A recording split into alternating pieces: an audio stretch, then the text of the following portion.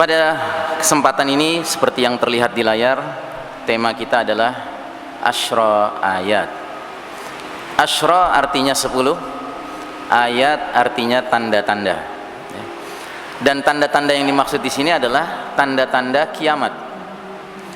Dan lebih spesifik lagi, ketika disebutkan dengan angka terbatas, Asyra ayat, maknanya adalah tanda-tanda besar kiamat. Sebab para ulama kita telah memilah, telah membagi tanda-tanda dekatnya kiamat ke dalam dua kategori. Ada yang disebut alamatus sughra, tanda-tanda kecil, dan ada yang disebut alamatul kubra, tanda-tanda besar. Tanda-tanda kecil jumlahnya sangat banyak dan pada umumnya datang terlebih dahulu. Sedangkan tanda-tanda besar jumlahnya terbatas, hanya 10, datang belakangan ketika kiamat sudah dekat akan terjadi. Sebelum saya lanjutkan, saya ingin bertanya kepada jamaah, tanda kecil kiamat yang paling awal apa? Yang mau menjawab silahkan mengangkat tangannya. Tanda-tanda kecil kiamat jumlahnya banyak sekali, tetapi yang paling awal peristiwa apa? Diutusnya Rasulullah. Diutusnya Nabi Muhammad sallallahu alaihi wasallam. Ya, benar. Jadi diutusnya Nabi Muhammad sallallahu alaihi wasallam merupakan alamatus sughra al-ula, tanda kiamat, tanda kecil kiamat yang paling pertama. Sedangkan dalam surat Al-Ahzab Allah Subhanahu wa taala berfirman bahwa nabi kita ini merupakan khataman nabiyyin, penutup rangkaian para nabi. La nabiyya ba'dah, la rasula ba'dah. Artinya apa? Itulah sebabnya nabi kita sering dijuluki nabi akhir zaman. Apa maknanya bahwa nabi kita merupakan nabi akhir zaman? Maknanya adalah semenjak Nabi Muhammad sallallahu alaihi wasallam diutus ke muka bumi ini, maka lembaran sejarah dunia ini memasuki lembaran akhir zaman. Dan kita umat Muhammad sallallahu alaihi wasallam dijuluki umat akhir zaman. Apa artinya? Artinya we are the last of mankind. Kita ini adalah umat manusia yang terakhir. Sesudah kita tidak ada lagi umat manusia, karena dunia ini akan berakhir. Jadi perumpamaannya seperti sebuah kitab tebal, judulnya Sejarah Dunia. Maka bab terakhir adalah bab Nabi Muhammad sallallahu alaihi wasallam dan umatnya. Buku ini sudah tinggal sekitar 5 lembar lagi, habis itu berakhirlah dunia ini. Karenanya Allah Subhanahu wa taala berfirman dalam surat Al-Ahzab ayat 63, yas'alukan nasu anis sa'ah, manusia bertanya kepada engkau Muhammad sallallahu alaihi wasallam mengenai kiamat. Qul, katakan pada mereka, innama ilmuha indallah, sesungguhnya pengetahuan tentang kiamat hanya ada di sisi Allah Ta'ala. Jadi kaum Quraisy bertanya kepada Nabi kita mengenai kiamat, kapan terjadinya? Kalau benar akan terjadi kiamat, kapan terjadinya wahai Muhammad? Maka Nabi kita disuruh oleh Allah menjawab, sesungguhnya pengetahuan tentang kiamat itu hanya di sisi Allah Ta'ala. Jadi tidak ada seorang manusia pun yang tahu jadwal kiamat, tidak ada. Termasuk Nabi Muhammad SAW sendiri tidak mengetahui kapan jadwal kiamat terjadi.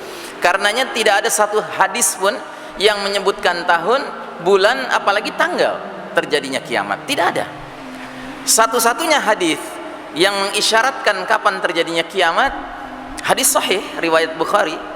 Namun hadis ini hanya menyebutkan harinya, yaitu hari apa? Hari Jumat. Tapi Jumat yang mana? Innama ilmuha indallah. Hadisnya kurang lebih berbunyi sebagai berikut. Tidak ada hari di mana matahari bersinar yang lebih baik daripada hari Jumat. Pada hari itulah Allah Ta'ala menciptakan Adam alaihi salam. Pada hari itulah Allah memasukkan Adam ke dalam jannah. Pada hari itulah Allah mengeluarkan Adam dari jannah. Pada hari itulah Allah menerima taubatnya Adam. Pada hari itulah Allah akan memasukkan kembali Adam ke dalam jannah. Dan pada hari itulah tegaknya hari kiamat. Jadi satu-satunya hadis yang mengisyaratkan kapan terjadinya kiamat hanya hadis ini, dan ini mengisyaratkan harinya saja. Tapi tanggal berapa, bulan apa, tahun berapa? Innama ilmuha indallah. Karenanya saudara-saudara mungkin masih ingat, dulu Hollywood menerbitkan sebuah film judulnya 2012. Masih ingat? Ya. Film itu menggambarkan kejadian-kejadian bencana multidimensi. Mereka menyebutnya apokalips, ya, hari kiamat. Dan sutradara film itu berasumsi bahwa peristiwa apokalips itu akan terjadi tanggal 21 Desember tahun 2012, ya. Silahkan kalau Anda punya aplikasi kalender di smartphone Anda, di HP Anda buka 21 Desember 2012, ternyata hari Jumat, ya. Boleh jadi sutradara ini tahu hadis tadi, ya kan, bahwa kiamat akan terjadi hari Jumat, tapi ternyata bukan Jumat 21 Desember 2012, ya. Sudah lewat dan kiamat belum terjadi. Nah, namun di ujung ayat surat Al-Ahzab ini Allah Ta'ala kemudian berfirman, wa ma yudrika la'alla as-sa'ata takunu qaribah. Dan tahukah kamu wahai Muhammad, boleh jadi kiamat itu sudah dekat waktunya, ya. Nah, jadi ini perpaduan antara dua sikap. Orang beriman itu dituntut untuk memiliki sikap tawadu, rendah hati. Kalau ada orang kafir, orang jahil, orang iseng bertanya kepada kita, "Hai muslim, kamu kan merasa benar, coba sebutkan kapan kiamat terjadi." Jawab dengan jujur, innama ilmuha indallah. Pengetahuan tentang hal itu hanya ada di sisi Allah. Tapi di lain sisi, lewat ayat ini Allah Ta'ala meminta kita orang beriman untuk memiliki mentalitas la'alla as-sa'ata takunu qaribah. Boleh jadi kiamat sudah dekat. Jadi kita tidak boleh bermentalitas terus menerus menghibur diri dengan mengatakan, alah, ngapain sih dengerin ustadz tuh ngomongin kiamat, kan masih lama kiamat. Kita masih punya rencana bikin townhouse di bulan, belum rencana kita bikin apartemen di Mars, di Jupiter, gitu. Belum lagi kita masuk ke era alternative intelligence, ya, alat-alat canggih elektronik yang nantinya kita tinggal naik mobil tidak perlu pakai driver, cukup naik mobil, duduk, kita bilang antar saya ke jalan Iskandar Muda, gitu, nomor sekian, nah udah mobilnya bergerak sendiri. Nah, jadi saudaraku rahimakumullah, tidak demikian. Kita orang beriman ini orang yang terus menerus, ya, menanamkan dalam diri boleh jadi kiamat itu sudah dekat waktunya, ya. Jangankan kita yang hidup di tahun 1440 Hijriah, ada riwayat mengatakan pada suatu hari seorang sahabat keluar rumah, dia lihat di kejauhan ada asap membumbung. Asap itu bahasa Arabnya dukhan. Apa yang dia kerjakan? Dia keliling ke tetangga-tetangganya, dia gedor pintu-pintunya, dia teriak-teriak, ad-dukhan, ad-dukhan, ad-dukhan, katanya. Asap, asap, kabut, kabut, kabut, katanya. Keluarlah tetangga-tetangganya mengelilingi sahabat ini dan bertanya, ada apa? Dia tunjuk asap di kejauhan, dia bilang ad-dukhan, katanya. Mereka masih bertanya-tanya, ada apa dengan asap itu wahai sahabat? Maka kata sahabat ini, kalian ini bagaimana? Apa kalian tidak ingat keterangan Nabi Muhammad sallallahu alaihi wasallam mengenai alamatus saah, tanda-tanda kiamat sudah dekat, bila mana sudah muncul ad-dukhan.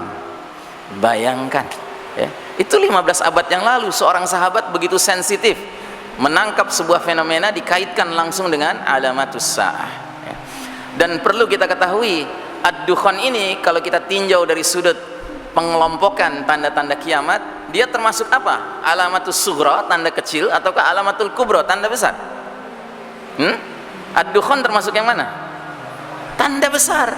Artinya apa? Artinya sahabat itu bukan saja mengatakan ini tanda kiamat, tapi ini tanda besar kiamat. Sedangkan tanda besar kiamat itu munculnya belakangan, ketika kiamat sudah dekat sekali akan terjadi. Jadi kalau sahabat saja 15 abad yang lalu begitu rupa sensitifnya mengkait-kaitkan peristiwa dengan tanda-tanda sudah dekatnya kiamat, kira-kira kita yang hidup sekarang ini di tahun 1440 Hijriah atau abad 21 Masehi, pantasnya lebih santai atau lebih serius? Ya lebih serius lah, karena jarum jam berputar ke depan, tidak ada ceritanya jarum jam berputar ke belakang, ya. Nah, jadi saudaraku rahimakumullah, tanda-tanda kecil jumlahnya sangat banyak. Semenjak Nabi diutus, setelah itu tanda kecil demi tanda kecil bermunculan. Nah, namun demikian, sekalipun sebahagian besar tanda-tanda kecil muncul terlebih dahulu, ada juga tanda-tanda kecil yang datangnya belakangan, ya. Sebagai contoh, zuhur al-Mahdi, hadirnya al-Mahdi. Al-Mahdi ini bukan nama seseorang, tetapi dia gelar seseorang. Artinya laki-laki yang mendapat petunjuk dan laki-laki yang ditunjuk Allah untuk memainkan peranan sebagai Amirul Mukminin fi akhir zaman, pemimpinnya orang beriman di akhir zaman. Kalau kita perhatikan hadis-hadis tentang tanda-tanda besar, tidak kita jumpai Mahdi itu termasuk tanda besar. Artinya dia tanda kecil. Tetapi kehadiran Al-Mahdi pada saat tanda-tanda besar sudah mulai bermunculan. Artinya apa? Dia termasuk tanda kecil yang datang belakangan, ya. Bahkan ada tanda kecil lain lagi yang datangnya belakangan sekali. Apa itu? Tanda yang mengisyaratkan peristiwa berakhirnya umur umat Islam, ya. Tanda apa itu? Tanda yang dikatakan dalam hadis, angin lembut berhembus dari Yaman, dalam riwayat yang lain dari Syam. Angin ini lebih lembut dari sutra, aromanya wangi seperti misik, seperti kasturi. Angin ini tugasnya mencari-cari orang beriman, sampai orang yang imannya tinggal seberat biji zarrah sekalipun dicari sama angin ini. Untuk diapakan? Untuk diwafatkan baik-baik. Dan kalau semua orang beriman sudah wafat terkena angin lembut ini, maka kata Nabi Muhammad sallallahu alaihi wasallam, tinggallah yang tersisa di dunia ini syirarin nas, manusia-manusia yang paling buruk, manusia-manusia yang paling jahat, orang-orang kafir 24 karat. Mereka akan berbuat aneka kemungkaran sampai Allah takdirkan mereka lah yang mengalami dahsyatnya peristiwa kiamat, ya. Nah, angin lembut ini dia tidak termasuk 10 tanda besar. Kita tidak temukan dalam hadis 10 tanda besar angin lembut, tidak ada. Berarti dia tanda kecil. Tetapi kemunculannya ketika tanda-tanda besar sudah banyak sekali yang bermunculan. Sudah 9 tanda besar muncul, tinggal satu lagi tanda besar belum muncul, yaitu api keluar dari Yaman menggiring manusia untuk berkumpul mengalami dahsyatnya peristiwa kiamat, ya. Nah, jadi saudaraku rahimakumullah, itu tanda-tanda kecil. Adapun tanda-tanda besar, tanda-tanda besar ini jumlahnya 10 dan umumnya semuanya datang belakangan. Ketika kiamat sudah dekat sekali akan terjadi. Apa ciri-cirinya? Di antara ciri-ciri tanda besar ini adalah 10 tanda besar ini, kata Nabi Muhammad sallallahu alaihi wasallam, diumpamakan seperti manzumat. Manzumat itu artinya biji-biji marjan atau biji-biji tasbih, ya, yang diikat dengan benang, dengan tali, ya. Lalu kemudian ketika tali atau benang ini digunting, maka biji-biji itu akan berjatuhan dengan cepat, satu mengikuti yang lainnya. Artinya kalau satu tanda besar sudah muncul, maka tanda besar yang berikutnya dan yang berikutnya dan yang berikutnya akan muncul dengan cepat, waktunya tidak berjauhan, gitu. Kemudian ciri lainnya lagi dari tanda besar adalah semua tanda-tanda besar itu mempunyai sifat luar biasa, extraordinary, keluar dari hukum yang biasa berlaku. Misalnya apa? Tulu'is syamsi min maghribiha, terbitnya matahari dari tempat terbenamnya. Jelas ini peristiwa yang keluar dari kebiasaan hukum yang berlaku. Selama ini sunnatullahnya matahari itu terbit dari timur, tiba-tiba pada suatu hari dia terbit dari barat. Dan memang ini peristiwa yang besar, ini tanda besar. Kata Nabi, kalau matahari sudah terbit dari tempat terbenamnya, itulah tanda babut taubah, pintu taubat sudah tertutup. Kalau ada orang mau bertaubat pada hari di mana matahari sudah keburu terbit dari barat, tidak akan diterima, terlambat dia, ya. Contoh lain lagi, dabbatul ard, binatang melata yang keluar dari perut bumi. Dalam Al-Quran dikatakan, jika binatang ini sudah keluar dari perut bumi, binatang ini diizinkan Allah berbicara dengan manusia. Jelas ini peristiwa yang keluar dari hukum yang umumnya berlaku. Dan bahkan binatang ini akan menjalankan suatu tugas tertentu. Apa itu? Memberi tanda siapa orang beriman, siapa orang kafir. Kalau dia ketemu orang beriman, maka orang beriman itu akan dibuat cemerlang, akan dibuat bersinar wajahnya. Tapi kalau ketemu orang kafir, maka dia akan stempel hidungnya. Sehingga kata Nabi Muhammad sallallahu alaihi wasallam, jika umatku hidup di masa binatang melata ini keluar dari perut bumi, maka umatku makan satu meja makan, tahu dengan calon penghuni surgakah atau dengan calon penghuni nerakakah, hanya dengan melihat wajahnya, ya. Nah, jadi semua tanda-tanda besar itu bersifat extraordinary, ya, luar biasa. Nah, saudara sekalian rahimakumullah, Isya jam berapa? 7 lewat 10. Oh ya, berarti kita break sholat ya. Oh, azan saja ya. Jadi sahabat Umar bin Khattab radhiyallahu an meriwayatkan satu hadis yang kemudian hadis ini sering disebut hadis Jibril, ya. Kata Umar bin Khattab, bainama julusun 'inda Rasulillah sallallahu alaihi wasallam. Suatu ketika kami para sahabat duduk bersama Nabi dalam satu majelis. Tiba-tiba datanglah seorang laki-laki berpakaian serba putih, rambutnya hitam legam. Tidak seorang pun di antara kami yang mengenali dia. Namun tidak ada atharus safar, tidak ada tanda-tanda perjalanan jauh, ya. Kalau zaman sekarang datang orang berpakaian putih kayak saya begini ke masjid sini, nggak ada yang kenal dengan saya, ya kan? Tanda-tanda perjalanan jauh juga nggak ada. Kenapa? Ya karena dari sana, dari Depok, ya kan, naik pesawat tertutup, ya, landing dijemput sama Syekh Baraja, naik mobil tertutup, ya kan. Tapi di zaman itu orang berkendaraan, naik onta, naik keledai, naik kuda, jalan kaki, lewat padang pasir, bajunya putih, pasti ada bekas-bekasnya. Ini aneh, ini orang. Para sahabat sekota Madinah nggak ada yang mengenali dia, tapi tidak ada tanda-tanda perjalanan jauh. Pakaiannya putih bersih, rambutnya hitam legam. Langsung duduk di depan Nabi dan langsung mengajukan pertanyaan-pertanyaan. Pertanyaan yang pertama diajukan, akhbirni anil iman, anil Islam. Coba terangkan kepadaku tentang Islam. Nabi jelaskan rukun Islam yang 5. Syahadatain, salat 5 waktu, saum Ramadan, bayar zakat, dan haji man istata'a ilaihi sabila. Sadaqta, kata dia, Anda benar. Maka dalam riwayatnya Umar itu mengatakan, kami pun heran. Laki-laki ini yang bertanya dijawab sama Nabi, dia pula yang memberi penilaian. Ya, siapa ini? Pertanyaan kedua, akhbirni anil iman. Coba terangkan kepadaku, beritakan kepadaku tentang iman. Diterangkanlah rukun iman yang 6. Iman kepada Allah, para malaikatnya, kitab-kitabnya, rasul-rasulnya, hari akhir, dan takdir, khairihi wa syarrihi, baik takdir yang menyenangkan maupun yang tidak menyenangkan. Sadaqta lagi, kata dia, benar Anda. Pertanyaan ketiga, akhbirni anil ihsan. Terangkan kepadaku tentang ihsan. Maka Nabi jelaskan dalam satu kalimat definisi ihsan. An ta'budallaha ka'annaka tarahu fa illam takun tarahu fa innahu yarak. Engkau beribadah kepada Allah seolah melihat Allah. Kalaupun engkau tidak melihat Allah, Allah melihatmu.